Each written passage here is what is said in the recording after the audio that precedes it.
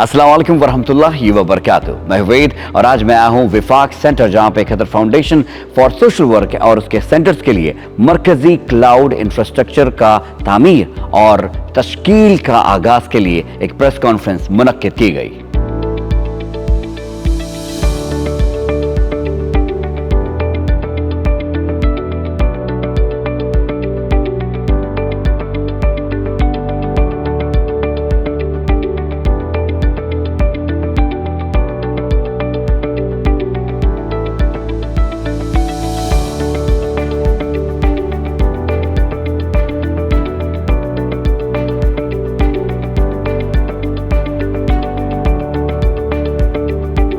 Today we have a press conference to announce the finalization or the completion of one of our major or strategic projects in Qatar social work. Currently, after the shifting to cloud, we have adopted the new trends in terms of technology. We have partnered with Microsoft, and in addition to that, we do have a better level of security because Azure Qatar Cloud are comply with all the international and even national Qatari national policies and regulations when it comes to cyber security.